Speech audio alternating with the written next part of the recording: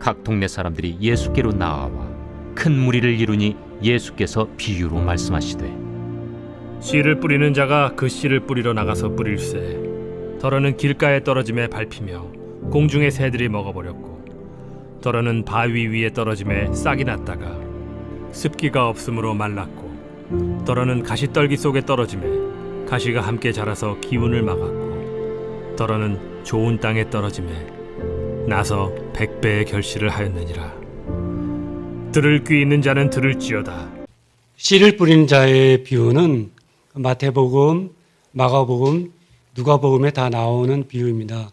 근데 제가 그 누가복음의 본문을 택한 것은 그 주님이 이 본문을 풀어주실 때 어떤 시간이나 순서에 따라서 풀어주셨기 때문에 이 비유를 통해서 주님이 제 신앙을 어떻게 이끌어 가시는지를 한번 저도 되돌아보았습니다.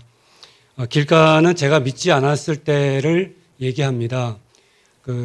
제가 중학교 2학년 때에 제가 다니는 교회에 믿음이 좋은 청년이 한 명 왔습니다. 그래서 그 당시 중고등부가 한 30-40명이 됐고 예배를 토요일 날 저녁 때 드렸거든요. 근데 토요일 날 저녁 때 예배를 드리고 나서 그 청년을 중심으로 해갖고 한 10여 명 정도가 기도 모임이 뜨겁게 일어났습니다. 그래서 제가 그때 그 기도 모임에 같이 참석해서 같이 뜨겁게 기도를 드리다가 주님을 영접하게 되었습니다. 그래서 그 기도 모임은 저로 하여금 믿지 않는 상태를 벗어난, 그러니까 길가에서 벗어나게 된 어떤 계기가 되었습니다.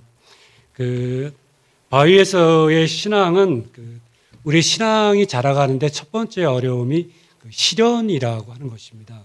시련이라고 하는 뜻은 어려움이 외부에서부터 오고 시련은 우리로 하여금 뭔가를 잃어버리게 만드는 그런 것들을 강요한다고 여겨지거든요. 그래서 저는 그때 예수를 영접하고 제가 학교 다닐 때나 군대에 있을 때나 직장에 들어가서도 그리스도인임을 드러냈습니다. 근데 직장 생활 한 10여 년 정도 하다가 제 삶이 이제 어떤 거가 중심이 됐었냐면 생존이 중심이었거든요. 그래서 생존이 중심이다 보니까 생존과 관련된 사람들과 좋은 관계를 맺어야 되고 또 그 사람들로부터 인정을 받으려고 하는 그러한 욕구가 굉장히 강했습니다. 근데 한 10년 정도 지나서 어떤 마음이 들기 시작했냐면 이렇게 살아가는 것이 내게는 무슨 의미가 있을까? 이렇게 살아가는 것이 주님에게는 무엇을 위하였을까 하는 그런 회의가 들었습니다. 왜냐하면 생존을 위한 삶을 살다 보면 아무래도 뭔가 좀 덜 잊어버리려고 타협하게 되고 타협하게 되면 이렇게 갈등이 자꾸 오거든요. 그래서 지금의 환경이 신앙 생활하는데 좋지 않은 환경 같아서 환경도 좀 바꿔보고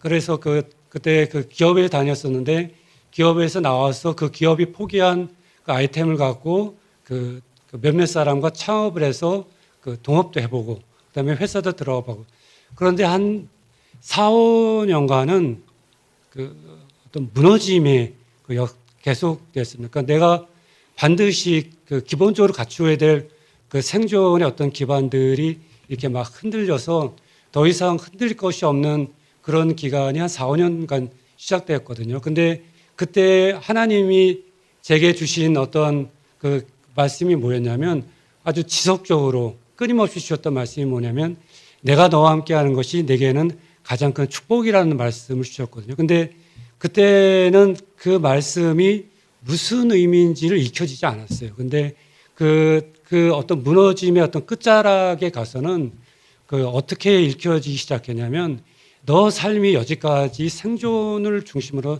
살지 않았느냐.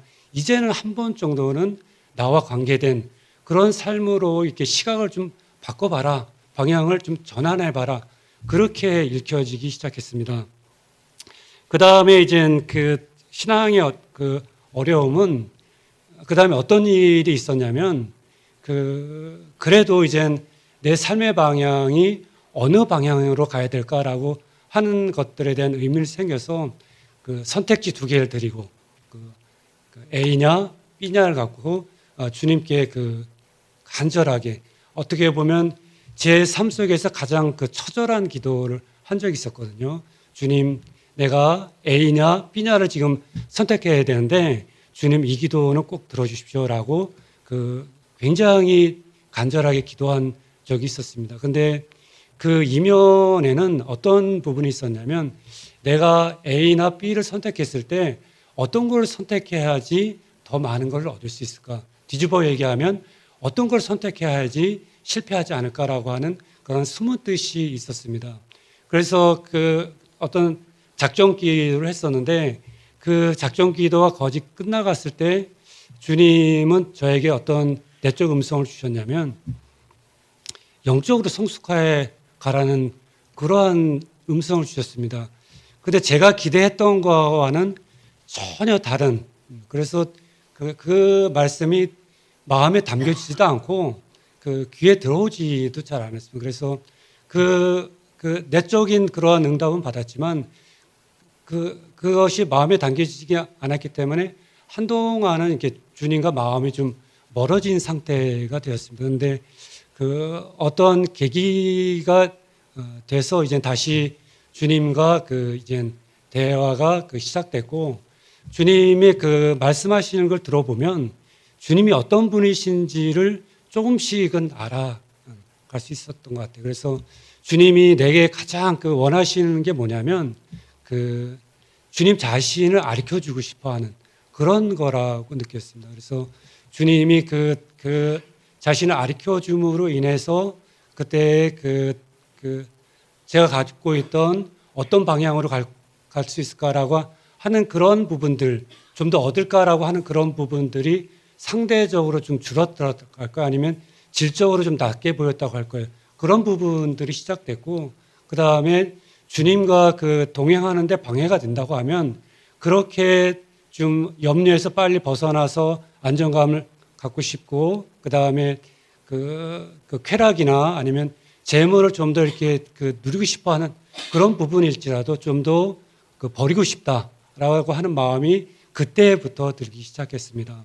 그래서 저는 그때부터 저와 관련된 그 사람들, 가족이나 친척이나 아니면 제가 그 사역하는 부서의 사람들에 대해서 기도할 때 그 하나님 그 사람들을 찾아주시고 그 다음에 만나주셔서 주님을 좀 알려주십시오라고 하는 기도를 꼭 잊지 않고 합니다.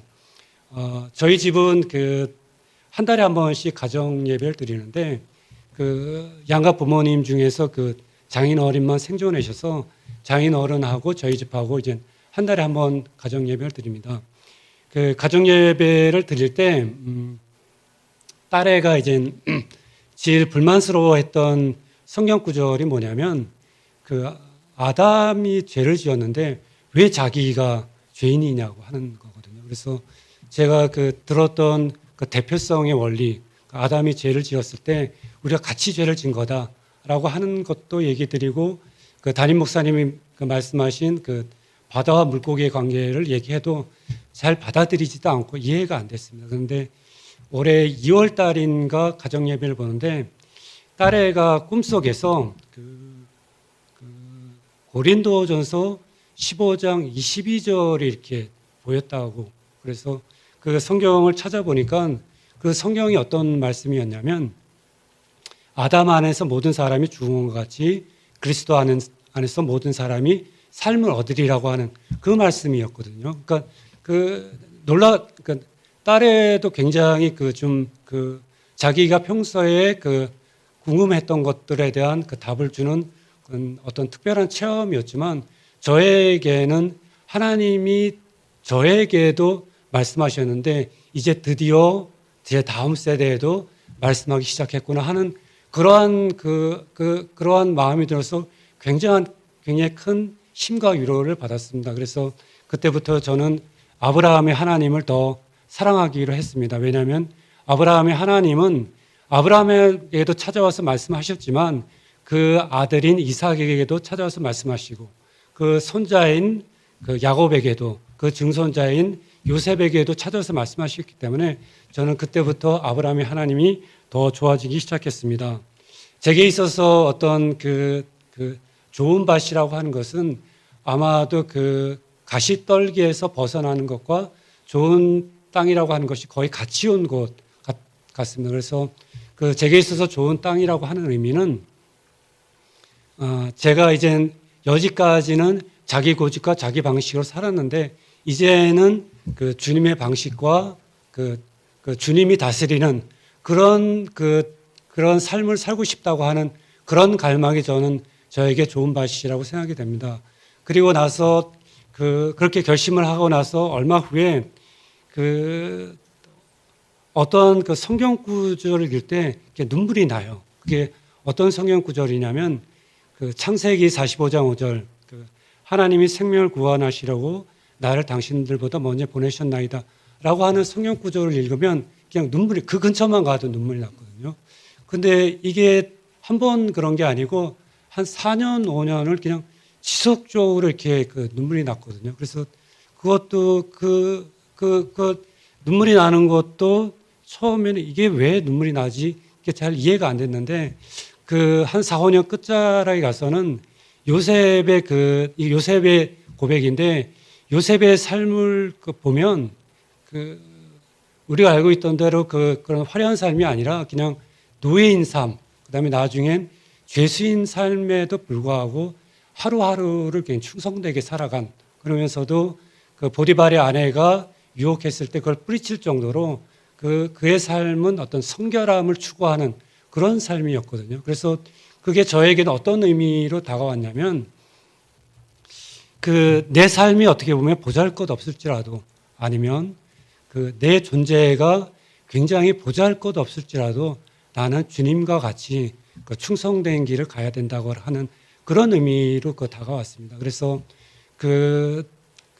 요셉도 이제 그런 길을 가다가 하나님이 선한 뜻을 주신 것처럼 주님도 제가 이제 그런 충성된 길을 갈 때 요셉과 같이 생명을 구원하려고 하는 선한 뜻을 품게 하시고 그다음에 요셉은 자기에게 상처를 준 형들을 용서했는데 제게는 그것보다는 제가 상처를 줬던 사람들한테 용서를 구하고 싶은 그런 마음도 좀 주셨으면 하는 그런 갈망이 있고 또 좀 더 나아가서 주님께서 생명을 얻게 하는 그런 법에 대해서 좀 가르쳐서 저도 조금씩 배워가는 그러한 삶으로 인도하고 계신다고 하는 그런 믿음이 들었습니다. 그래서 제 소망 중에 하나는 이러한 삶을 살아갈 때 주님께서 나중에 착하고 충성된 자라고 하는 그러한 한마디를 해주기를 소망해 봅니다. 이것을 준비하면서 두 가지를 나누고 싶었습니다. 첫째는 저같이 어떻게 보면 자기 고집대로 아니면 자기 방식대로 살아가려고 하는 그 사람을 하나님이 말씀을 주셔서 또 그 말씀이 읽혀지도록 인도하신 주님에 대해서 감사하고 찬양할 수밖에 없다는 것을 나누고 싶었고 또 한 가지는 뭐였냐면 주님이 그렇게 말씀을 주시고 그 말씀이 읽혀지도록 인도하셨는데 왜 내 신앙이 이렇게 더디 자라갔느냐 아니면 주님의 따르심에 이렇게 더디 응답했느냐라고 돌이켜보면 가장 많은 요인이 있겠지만 가장 큰 원인은 제 신앙이 전부라고 생각했던 것이 가장 큰 걸림돌이었다고 생각합니다. 담임 목사님의 말씀으로 따지면 내가 틀리다고 가정을 해야 되는데 내가 맞다고 생각했던 부분이 너무 많았지 않았나. 그래서 신앙이 성숙해져가는 어떠한 요소들이 많이 있지만 그 요소 중에 하나는 우리가 어떤 신앙 상태에 있든지 간에 굶주리는 그러한 자세가 꼭 필요하다는 것을 나누고 싶었습니다. 성경 구절 한 구절 말씀드리고 마치겠습니다. 에스겔서 36장 37절 그래도 이스라엘 족속이 이같이 자기들에게 이루어지기를 내게 구하여야 할지라 내가 그들의 수요를 양떼같이 많아지게 하되라고 하는 말씀이 있습니다. 주님이 그 씨 뿌린 자의 부위를 주셨을 때 주님처럼 저희의 신앙이 자라서 주님을 알고 또 주님을 닮고 주님을 드러내고 그 좋은 열매를 맺게 하기를 원하시는 분은 없다고 생각합니다. 그렇지만 그렇게 이루어지기를 구해야 되는 것은 우리의 몫이라고 생각합니다. 기도하시겠습니다. 주님은 저희를 기르시는 목자시고 저희는 주님의 기르심을 받는 양입니다. 주님은 그 참 포도나무시고 저희는 접붙인 가지입니다. 저희가 주님을 더욱 닮고 주님을 드러내며 많은 열매를 맺기를 원합니다. 우리 주 예수 그리스도의 이름으로 기도드리옵나이다. 아멘.